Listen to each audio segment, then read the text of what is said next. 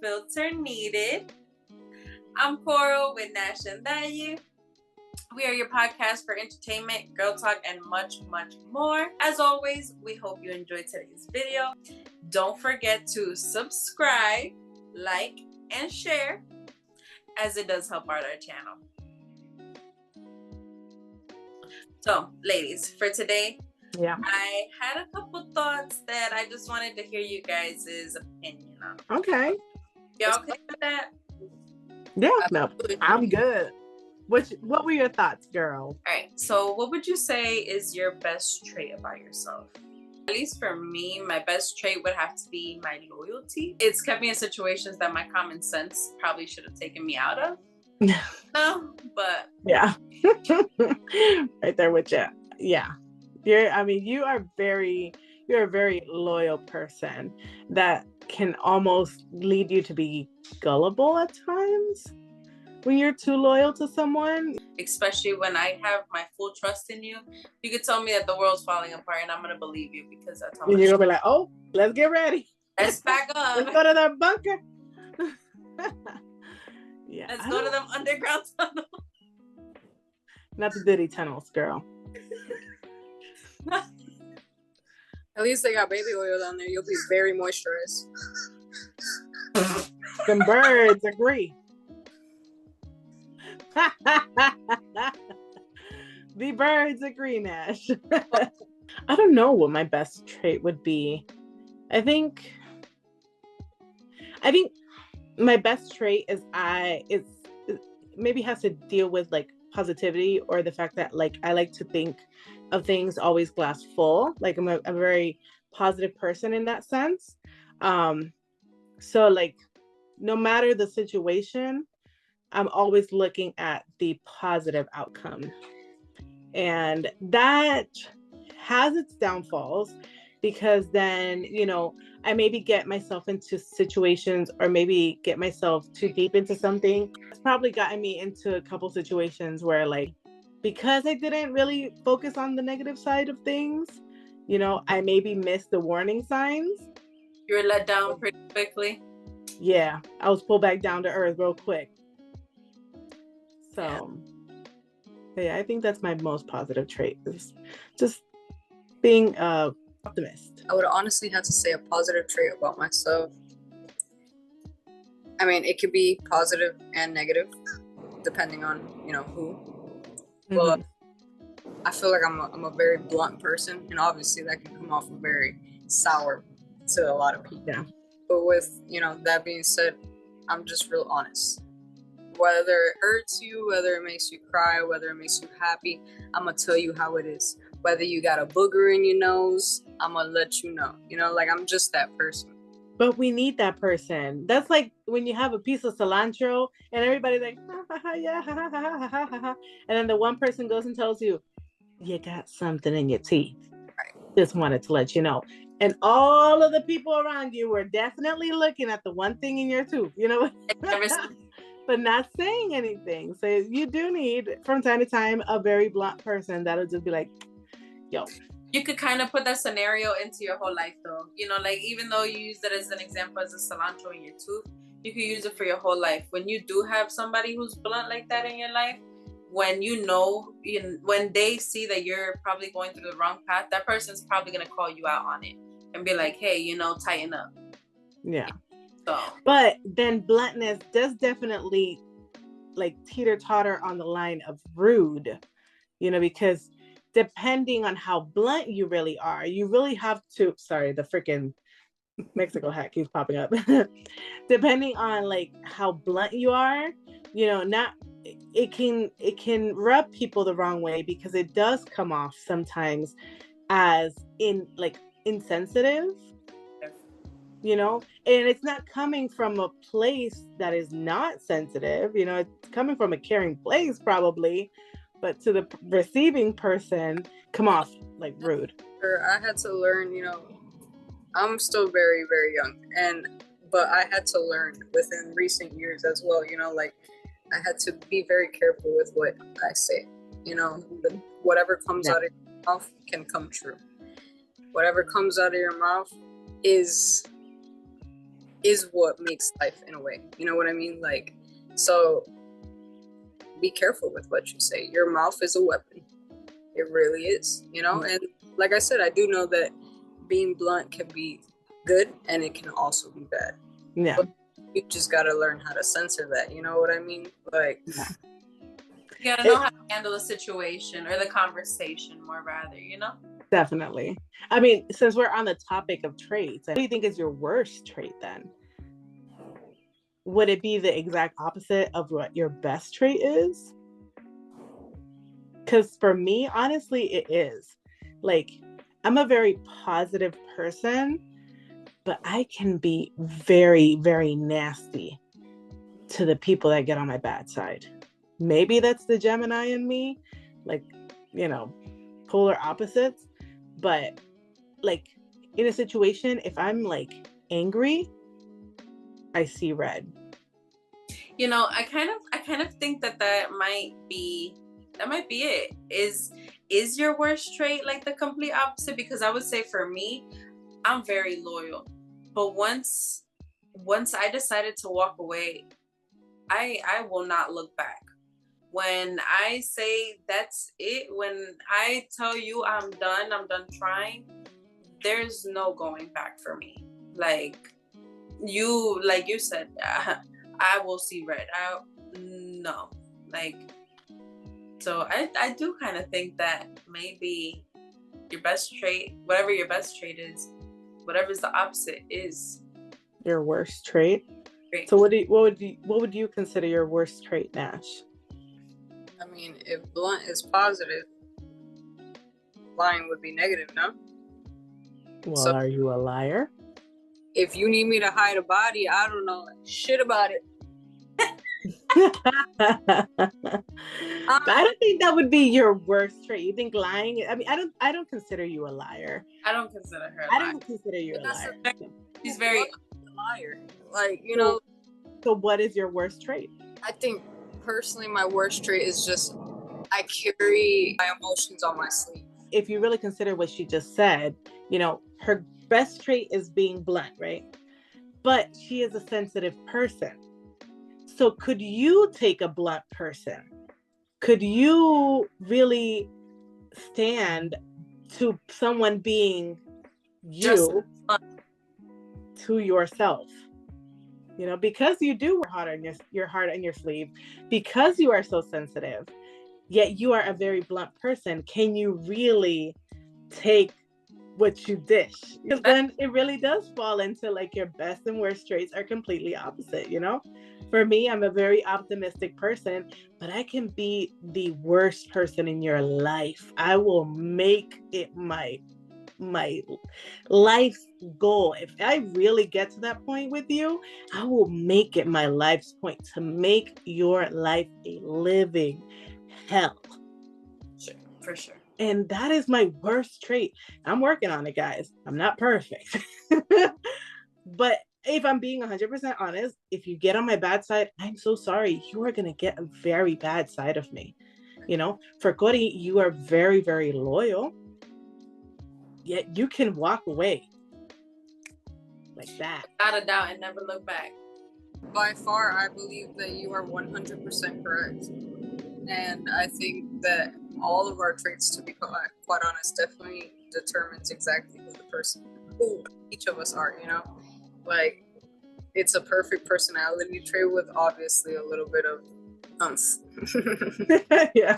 Guys, go ahead and write in the comments, what is your best trait? Let's just throw some assumptions on there. Let us guess what your worst trait is. Wouldn't that be cool to get somebody right? No, can you imagine? They tell us what good trait is, and then we tell them what their bad trait is. Their bad trait, and then they're like, dang. Go ahead and comment that down below. We'll definitely comment back with the response, seeing if maybe we were right. We're right. Yeah. What do you think you might have learned a little too late? letting go of, like, personally, not relationships, but like friends and family. Yeah. Definitely. I'm about to be 26, and you know, I suffered over things that it didn't have to take that long. That your common sense probably should have gotten you out of a long time ago. Long time ago. Yeah, it's okay. That's okay. That's okay. This is a little personal. So I got married at 19, and I think, given the circumstances, it was kind of like we had to, in a sense. And I definitely don't regret it, but I think I learned too late that it would have been okay to wait, and not rush into things. And maybe that would have maybe saved us from a lot of like heartache and just, rough patches in the beginning, and I love my husband. We've been together for about 11 years now, almost 12 years, but I think I didn't know who I was when I got married. I didn't know who I was as an adult.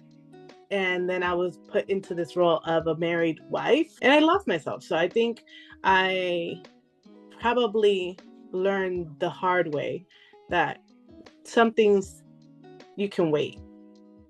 Also, with what you're saying, our mentality every several years, it evolves, so the mindset that you had when you were 19, 20 years old is definitely not the same mindset that you have now at 30 years old. 11. Damn, girl, what you putting my age out there for? You said 11 years later. Dang, guys, what you talking about? I'm 23. Yeah, right. You look 23. Yeah, right. That goes back to looking like Ariel. Yeah, right. You still do. No.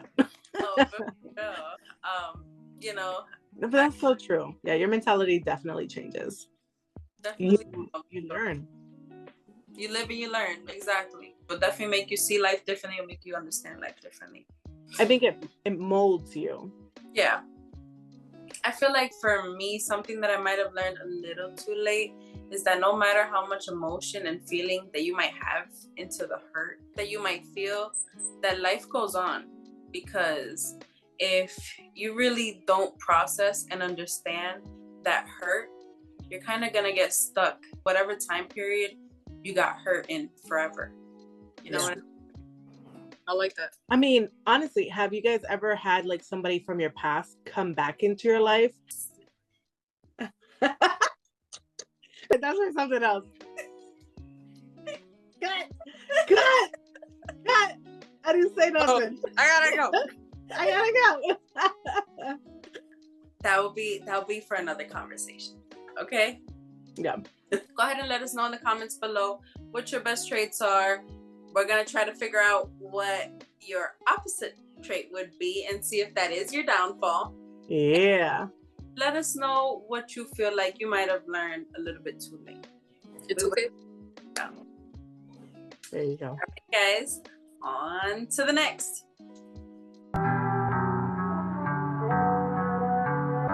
Welcome to Random Facts, where facts are many, but the truth is number one.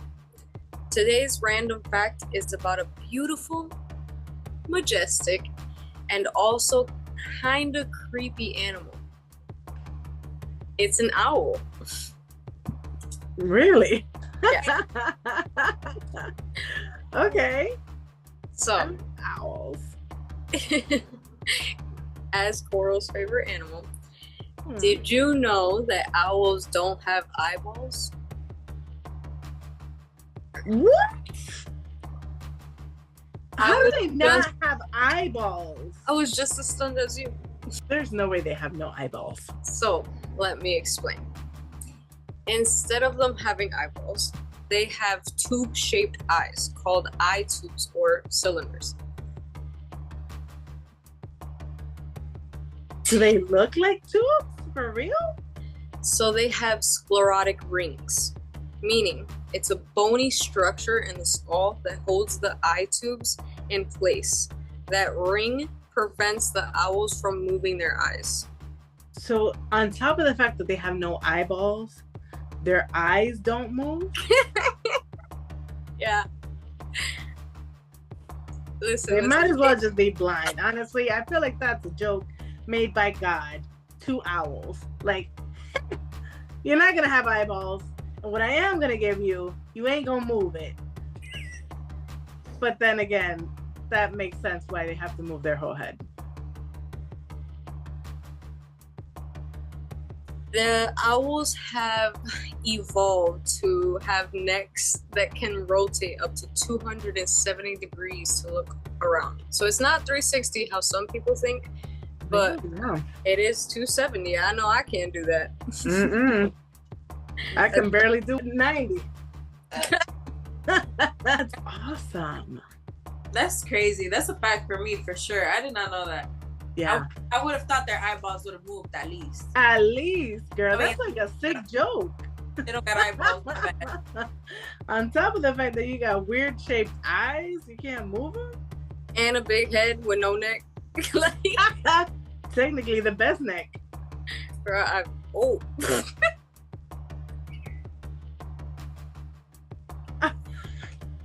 What I meant by that is this part. You know what I mean?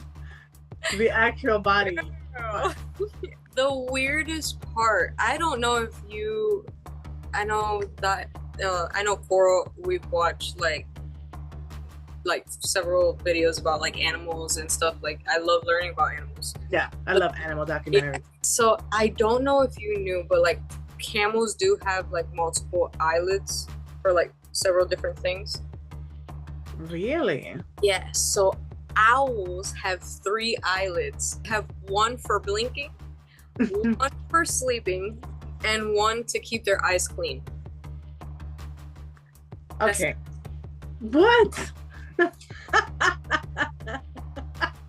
I'm good with my one eyelid. And I also found out though that like they have hair on their beak and their feet, so that when they're like chasing their predators, they can feel the food. Because basically they're farsighted, right? Like when you can't see up close.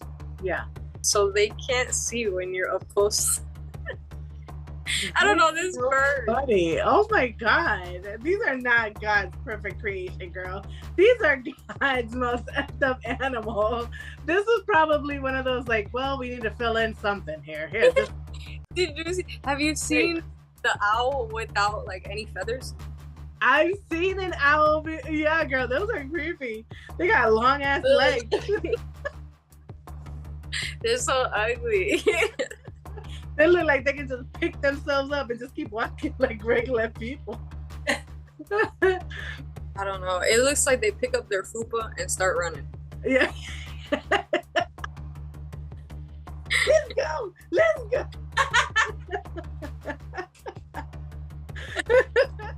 Run.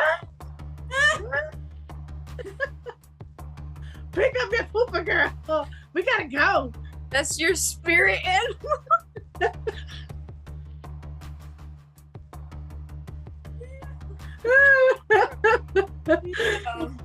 Dang, that is hilarious. I think that is one of the strangest animals at this point, to be honest. They're still your favorite animal after learning all of those weird ass facts? Still my favorite. I just think though. Apart from them being a little ugly. They're so ugly, they're beautiful. Mm-hmm. Their wingspan is really big. Almost 6 feet. Wow. It's crazy. I'm not even 6 feet. So imagine. None of us are, girl. Like, that's beyond, like, I'm good. You know what? I'll be, if I was an animal, I guess I'll try to pick this one. I mean, I'll be a lot cuter. I'll be a snow owl. Ooh. She said, who? She said, yeah.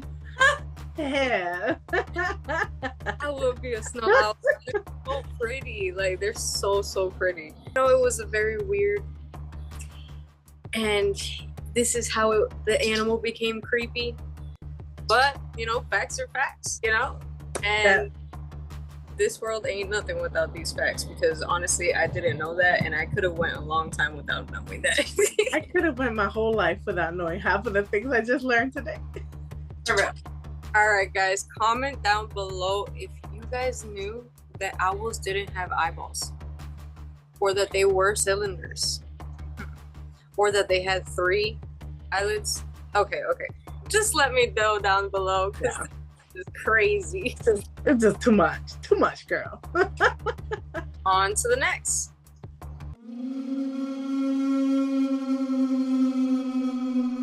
Hey guys, and welcome to True Crimes, where we talk about the scariest and most strangest things we have found on the internet. And today's segment is going to be on the most haunted places here in the United States. So I think this ties in perfectly with the spooky season that's coming up. I absolutely love anything that has to do with the paranormal, with haunted like tours. When we went to New Orleans, they did haunted ghost tours. I wanted to do it, but I didn't get a chance to. New Orleans is supposedly really scary. Yeah, they have really, really good ones. And I think the next time that we go, we're definitely going to go on a ghost tour. But I'm just going to sit here and name a couple of the ones that I have found. These are the top haunted places here that have inspired different movies. The first one is the Amityville House. Have you guys seen the Amityville Horror? It's a movie made back in 1979, but they did a recent remake to it. But it's based on the true story of the Lutz family, who moved into a house in Amityville, New York, that was the site of a mass murder back in the 70s, so back in 74. So with that being said, I mean, that's definitely one of those scary movies that I've watched one time and haven't watched again. They scarred me. But it's definitely awesome. I think one of the biggest, if not the most known like haunted places is the Stanley Hotel. Have you guys ever heard of the Stanley Hotel? I feel like Yes, I have. Oh yeah, that is definitely well known. So Stephen King's novel, The Shining, was inspired by that. In the actual hotel itself, they have, of course, they say, ghosts and all of these appearances that have happened. But aside from that, other haunted places are like the witch house in Salem, Massachusetts. Now, Salem, of course, that's where all of the witch trials and everything like that happened. So that's definitely places where people like to go, especially if they're looking for that kind of experience, right? That ghostly, paranormal experience there. I know that's one of the top places I want to go to. And for like October, it's a huge thing. I really believe that ghosts really do live among us. There's no way that all of these, experiences happen or stories about them without there being a little truth behind it. So I wanted to open the floor to you guys to see if you have any ghost stories that you want to share, any haunted places that you've been to. This is the hospital. It's the Norwich State Hospital. So it was like a psych hospital. It was open from 1904 all the way through October 1996, which is actually the year I was born. We were on our way to Walmart with one of our cousins. We had just moved over there. We were driving down the road as my cousin is about to start telling us about the hospital, because we're driving by and we see big abandoned building right next to us. It has like a fence around it, so nobody would like trespass or anything like that. There's a stop sign right in front of the hospital. We're kind of like starting to talk about the topic of what it is, and out of nowhere we feel something that hits my cousin's car. We're just like what the hell was that? And my cousin was like, we are not getting out of this car. She ate that stop sign. So once we got to Walmart, she explained a little bit more of the story. It's an old abandoned hospital. They had like underground tunnels and stuff like that, which I believe there was some like ghost experts that checked out the tunnels and they would see flying orbs. But there was a lot of spiritual activity going on, especially down in the tunnels. Yeah, oh my God. Yeah, by Diddy. Oh, sorry. Not them tunnels, girl. It's Diddy. Not them tunnels. Oh my God, but that's so scary. That's so scary. No, you see, I think the closest I've gotten to like an actual paranormal activity was back in 2021. We went to Mexico. We went to visit where my in-laws are from. So we went to two different cities. One was Michoacan and one was Puebla. Puebla, Mexico is where my father-in-law is from. And when we were there, we were staying at, it's kind of like a family friend's house, but they don't live in that house per se.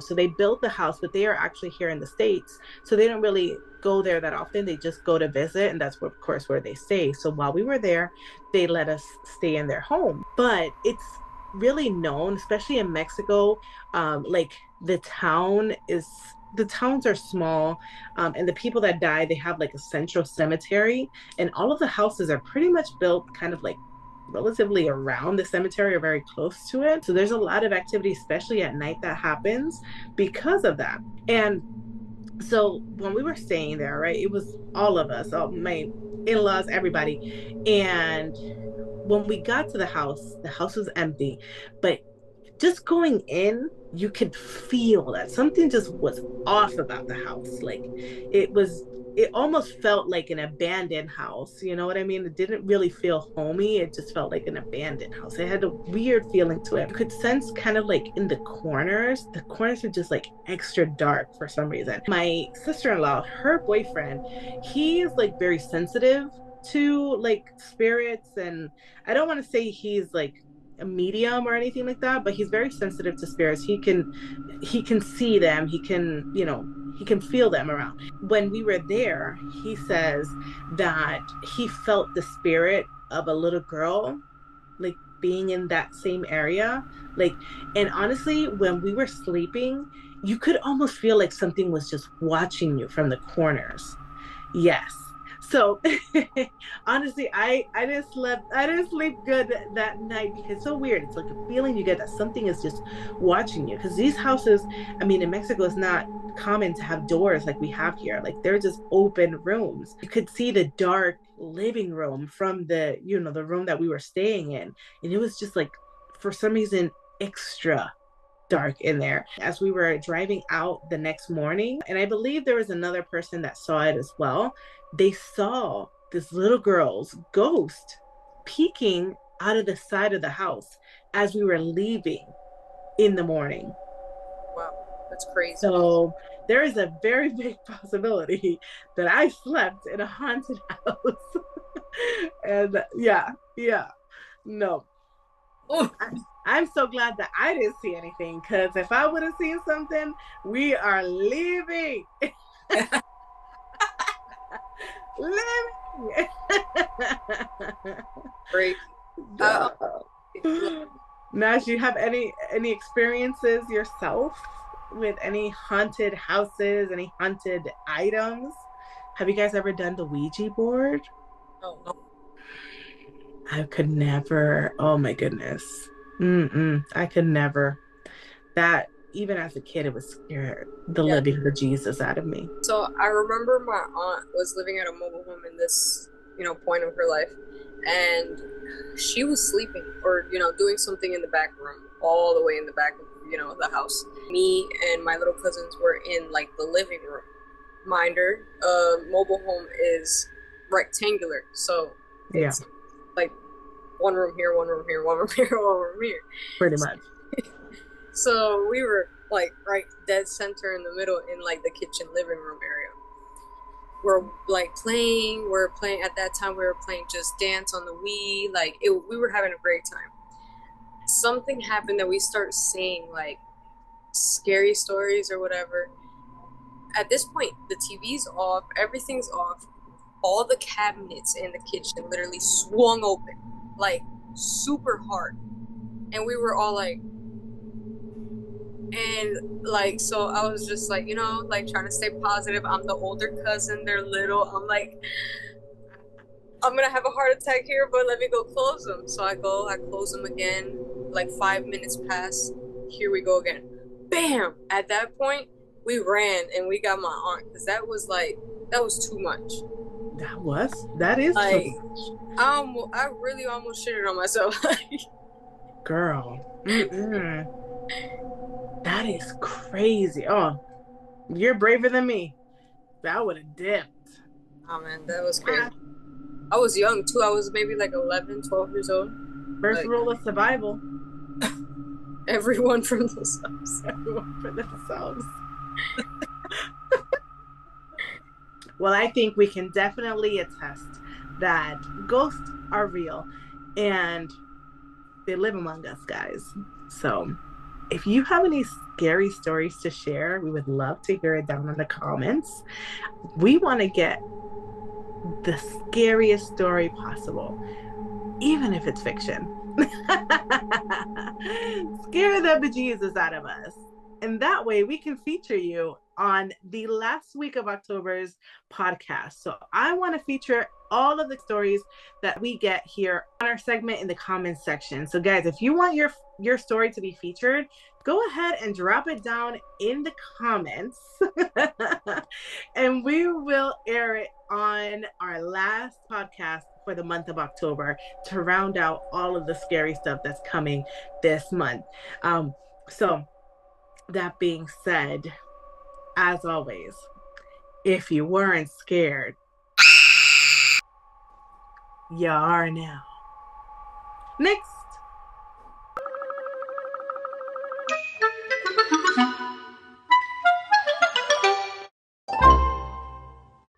Hey guys, welcome back to Hypothetical Situations. We love to get to know you guys just a little bit better. Let us know what you guys think. We always do these little hypotheticals and they just crack us up. All right, now let's pick from our hypothetical jar. Situation number 1. If you could choose one, would you rather be famous or rich? I think for me, it's easy. Rich. We know you with your $1 million question. But this is the reasoning behind either famous or rich. If you're rich, there's a lot of rich people that are not known. They can live their whole lives and they can live normal, but they got coin. You know what I mean? Their bank account got more, commas than a freaking paragraph. Yeah. That's the type of rich I want to be. The rich, not famous, said on a podcast we're trying to blow up. But yeah, I would rather be rich than famous because I feel like famous, again, kind of like when we were talking about being a part of the royal family, you're being watched. At all times. At all times, everything you do, people are going to put out a bad story about it. It's fame comes with a lot of baggage. Yes. Now, wealth, that just comes with a fun time. That just sounds like a fun time. It comes with a different baggage. A big one. A big one. For real. Hefty one. Yeah, rich. 100%. I gotta say rich too. I'm not gonna lie. Like, I would rather be rich and nobody know me than being famous and everybody know me. I'm not the type of person who likes to be center of attention. Says the person that's on the podcast. But then you also could be famous for something bad. That's true. And that's not what, no. Yeah. No. Being famous doesn't always come with a positive side to it. Yeah. It doesn't always come with a good reputation. That's it. What about you, girl? Well, you want to be famous, you know it.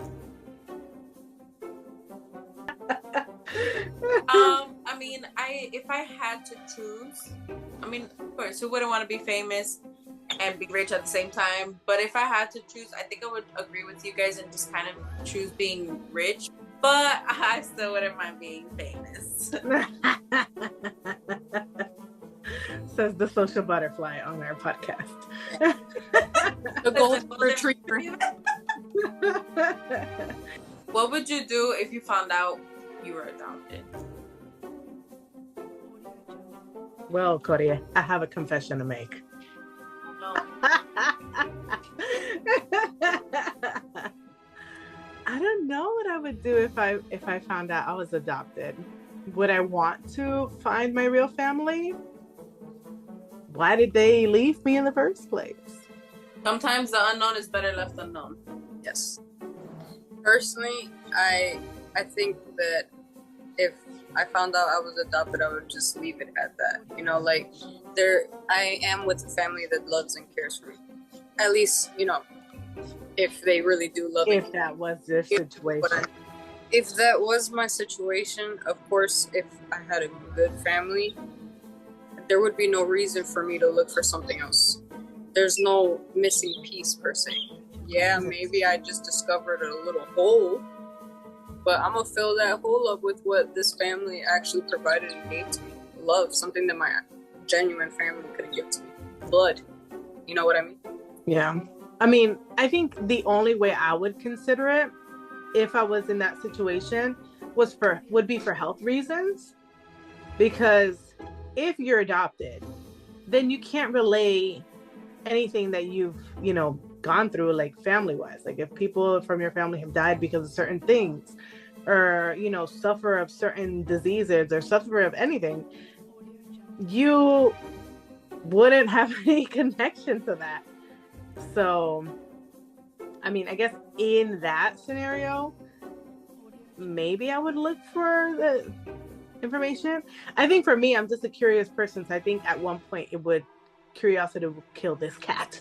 I was just about to say, girl, curiosity killed the cat. Don't forget that. I think I would end up still looking for them. I wouldn't necessarily want to, but I think I would have to. I can't live with regret. That's one thing. Like, if I know I can do something and I don't, that eats me. I feel like for me, depending at what age I was to find out that I was adopted, if I found out maybe when I was younger, okay. Well, also depending on the situation, because some people, they put you up for adoption because they want nothing to do with you. If that was the case, then screw you. Thank you for giving me to somebody who cared. But now if it was just like, I unfortunately was somebody who got taken away or something like that, or whatever the case might be, and that person still wanted that relationship, okay, it's understandable. But with that being said, if I was to find out right now at my age that I was adopted, I would leave the unknown left unknown, because just not worth it. Not worth it to open up that can of worms. You know what I mean? Mm-hmm. I've lived a great life all these years. Why dig into something so sensitive? Yeah, and that's sensitive on both ends, because like you could have siblings. Siblings you've never met. You could marry into your family by mistake. Just scenarios. Let us know if you guys would choose to be rich or famous. And if you were to find out right now that you were adopted, what would you do about it? Alright, guys. On to the next.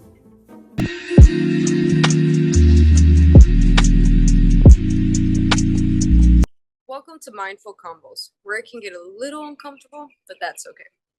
With that being said, the quote of the day is, "We don't lose friends, and we don't lose family. We simply learn who are the real ones." So, how do you feel about cutting people off? Is it something that comes easy to you or something that comes hard? I feel like to me, it comes a bit easy, because I feel like if I got to that point where I feel like I need to cut you off, that means you pushed me to my last limit, because I'm somebody who gives chances after chances after chances. And unless you did something that I feel might be just crossing the line, yeah. So I feel like if you push me to that point, I'm cutting you off. Yeah, I can relate with you. Even though I'm a goofy person, when it comes to like my relationships, friendships, and stuff like that, like I'm very serious with those things. Like if you're my friend, you're my friend. If you're not my friend,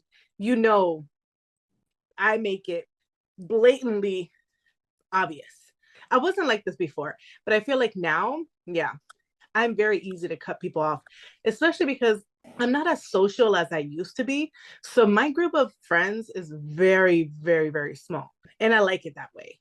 Even my close friends, I see them like twice a year, But yeah, I think I've gotten to that point where I keep a lot of people as acquaintances, and therefore it's just easy for me to drop them. I don't know if it's like I don't want any more like deeper, serious like friendships or relationships like that. Like I just rather keep people at surface level almost. You know that saying that people say sometimes, people want to see you do good but never better than them? I run by that. Like, 100%. I think for some of us, or for some people that you let go, of course, is going to be some harder than others, but it's all within that process, of cutting ties. And I feel like cutting the ties in all the reality just allows you to work on your stress levels, your self-esteem. Shoot, sometimes even it allows you to focus on your relationship in a positive way. Sometimes it could be a huge distraction or a setback. It can hold you back into something that you don't want to be held back into. It's hard to sometimes let go of people, especially when that person maybe is related to something that you maybe went through, like an experience or a tough situation in your life, or like something that really, really marked your life. I think it could be really hard to let go of people, even when you should let go of people. Most of the time, you guys are just united because of the trauma. So once you actually let it go, it's called trauma bond. That actually makes a lot of sense, especially for like toxic relationships and things like that, because, and this goes both ways, toxic relationships and toxic friendships, maybe, because once you do get over whatever it is that you went through, you do get a new perspective, and you do see that person maybe in a different light, maybe in the light that you didn't see them before, and that can be a negative light. Yeah, while I'm sure others are wishing bad on me, I pray for everyone, including my enemies. I don't have time for negativity. You know what I mean? That's c'est la vie. That's life. Yeah. Don't throw rocks when your house is made of glass, because you never know. What is the last straw for you? Do you give them time to improve? I don't know if I can say I have a last straw. I think anything where maybe I guess it's just a feeling. Once I can look at you and realize that I'm going to be better without you in my life, I mean, I'm going to cry because I'm a sensitive person. It's going to hurt me, but I'll walk away. Yeah, that's for sure. Nobody's perfect. And I understand that broken people will hurt people. You could do the absolute worst to me, and I'm the kind of person that I still might forgive you. I've had people who have hurt me in the past, and it's this point in my life where I've had to forgive them so that I can move on from that. Yeah. And it's like, if you can really show me that what you're saying, that you want to change, is true, I'm gonna give you the benefit of the doubt. So better to be rather than with bad company. So for real though. So my last straw would have to be, once I start to lose myself, having that person in my life, that's clearly enough. I do give chances, don't get me wrong, because no one's perfect, and I believe people can change, but up to a certain extent. Of course, I see the signs, cool, awesome. But absolutely, if I don't see the signs or you changing or any improvement, there's no reason for me to be in your life at all. And of course, I believe that within myself as well. If I don't improve, why would you stay? And I understand that I had to learn that the hard way. But yeah, I mean, that's really cool that you, like, that is your last straw, because that just shows that you really know yourself. You know your limits, and you really know what your sense of self is, because a lot of us, and I include myself in that, I think I have definitely been in relationships, or not just like romantic relationships, but in friendships, that I've probably lost myself. I've probably lost my sense of self, or like my being in that relationship, but I was not like aware of it. You know what I mean? Other things had to happen in order for that relationship to have been terminated, in a sense, for me. No, and for sure. And that doesn't only go for relationship or friendships. That also goes for family as well. That's true. Yeah. That's true. During your life, you'll lose friends, lovers, people you thought would be in your life forever. And that's okay. People change, some leave, and some ignore you. And that just is the cycle of life. It's never a loss. It's meant to teach you to be okay with discomfort. The right people will always come and stay. And of course, love one another, but always love yourself first. On to the next.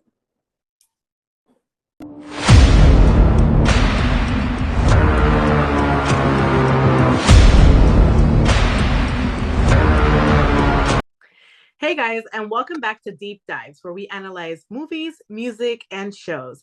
And today we are going to dive deep into the evolution of superhero movies.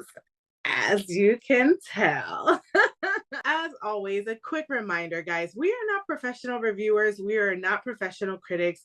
We are just fans, and these are our personal opinions.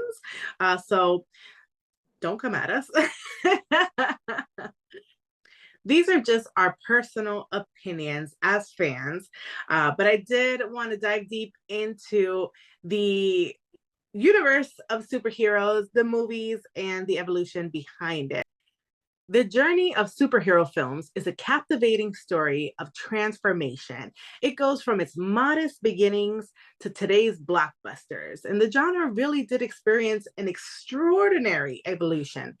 So join us as we dive deep into the world of Marvel, to the world of DC movies, and all of the superheroes that we have met along the way. The superhero movie genre was born in the early days of cinema. And series like The Adventures of Captain Marvel really introduced the audience to these characters that we love so much from the comic books. In the late 1970s, Richard Donner's Superman, the movie, really pretty much set the bar for any future superhero movies afterwards. So as we kind of go along with the history, after that comes the revival of Batman. I feel like that's another key part in the journey of the evolution of superhero movies, because in the late 80s and early 90s, one of my favorite directors, which is Tim Burton, I know we talked about him last week when we talked about Beetlejuice. So his take on Batman, really introducing him as this dark and broody, moody character, made it possible and clear that superhero movies were no longer just for children, but that the adults that grew up with them could also connect and really relate to these characters that were coming up on the big screen. The unique blend of gothic and lore pretty much laid the path for what I think is one of the best Batman movies, which is The Dark Knight. That was a super good movie. I mean, not just the Batman, of course, but also, you know, his rival, which is Joker. I mean, I feel like that pretty much laid the bar as well for what a villain in a super movie. You talking about my favorite person. Girl. Honestly, if you look at that movie, pretty much puts such a high bar as far as like the expectations that we have for what a superhero movie should be like. When you get the main character, of course, which is the hero versus the villain, which in this case, it was Heath Ledger. He pretty much played that role to a T. I don't think they could have picked a better person to play that role. And I've seen all of the Batman movies. And of course, our newer version of Joker, which is with Joaquin Phoenix. Honestly, I think that also takes a different turn as far as what we kind of remember Joker to be. He still has that essence to him, of course. Between those two characters and those two actors that played in those movies, honestly, I think they set the bar way too high. I don't expect anyone else to be able to reach that. And as the years have gone by, of course, we've seen a lot more of diversity and inclusion, which is awesome, especially in the universe of superheroes, because of course you have genders. I mean, superheroes are not just men anymore. You have Wonder Woman, you have Captain Marvel. I mean, all of these superheroes that are now including women, which is awesome. As the years go by, we'll see a lot more inclusion, and I definitely hope so. That is a huge part, I think, and a huge turning point now in the journey of the superhero films, and I can only expect it to get better. I invite you guys to go ahead and comment down below what your favorite superheroes are. I want to know who is more DC, who is more Marvel. And with that being said, we're actually going to play a little game to see who knows which character better, called Marvel versus DC. So we're going to get our boards ready. I'm not going to be playing. You guys are.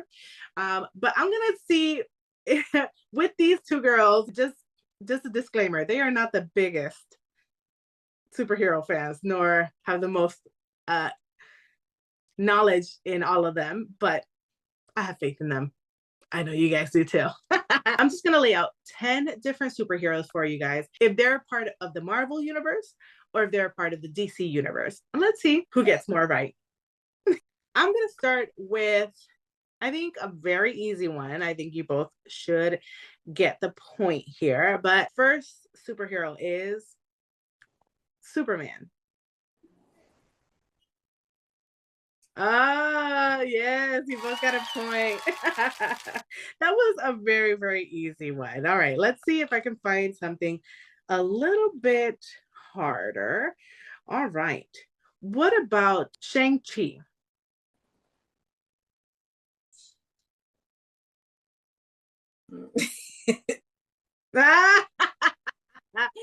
Dang, that was a big jump, huh, from levels.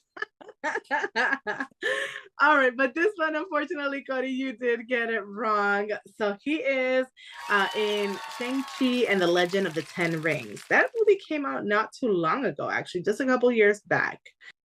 All right, so that puts Nash at 2 points, Cody at 1 point. Let's see who can get the next one. All right, next superhero is going to be Aquaman, Arthur Curry. Oh, nice. You didn't get it. Cody, you got the point. I wouldn't expect that. I thought it was going to be a tie. Girl, it is a tie. Man. Jason Momoa, I was baby. just about to say, I know who plays him, but... Jason Momoa, baby. That's one fine-ass man. Yeah. Girl. Please. Hey, Zaddy. Okay, all right. All right, let's see who can get the next one. This one's pretty easy. You guys better get this. Black Panther.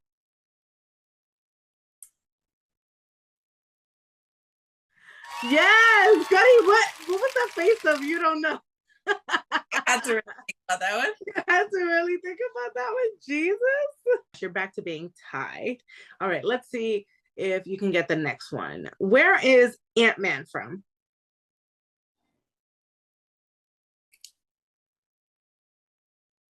Don't be cheating, Nash. I'm gonna make y'all put y'all boys up at the same time. I'm gonna give you this point, Nash, but from here on out, we gotta put them up at the same time. All right, all right. I hate it. Winner. All right. So tell me where Wonder Woman is from. Is it DC or Marvel? Ah, good job. I even have to count y'all. Next superhero will be The Flash. I saw that, Cody. You be cheating.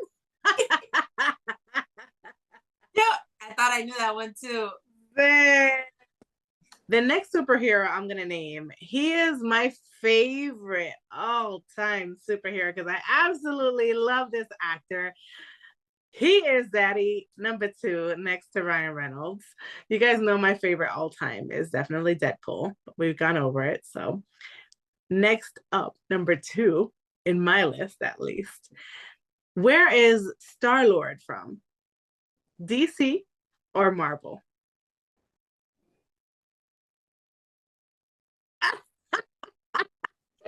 This is the power of guessing. Nash, you got it correct. Yes, okay, perfect. Oh, man, Cody. You were going up and you lost it. I lost my mojo. Lost over here. What is going on? All right, well, you guys are tied at 6 each, and I've done 8 characters, so that means you have 2 more. If not, we're doing a tiebreaker, and the tiebreaker is going to be difficult, so y'all better try to win. Next up, which universe does the Green Lantern come from? They're gonna murder you in the comments. That is a DC character, girl. Where have you seen the Green Lantern in any of these Marvel movies? So you guys are tied at 6 each, And this is going to be the 10th superhero. So this is the last superhero I'm going to mention before we have to run into the very difficult tiebreaker question, which is not necessarily difficult for anyone that is a fan of the DC and Marvel universes, but it's going to be for you guys. So this is actually a very recent movie that came out. And again, it falls in that inclusion and diversity segment. Which universe does the Blue Beetle come from? DC or Marvel? And I'm going to give you guys a countdown because I don't want any more cheating. People are cheating in this game. The only one cheating is you with these questions, bruh. Like 3, 2, 1. Nash. You should automatically get it wrong. I don't even know, honestly. So yeah, that's well, she did get it wrong. A winner, girl. You saved yourself because that tiebreaker would have been difficult. I was gonna have you guys name all of the Avengers from the first movie. There you go, 1 point. America, Iron Man, Thor, Hulk, the bow and arrow guy, and the girl. Dang, you know them all.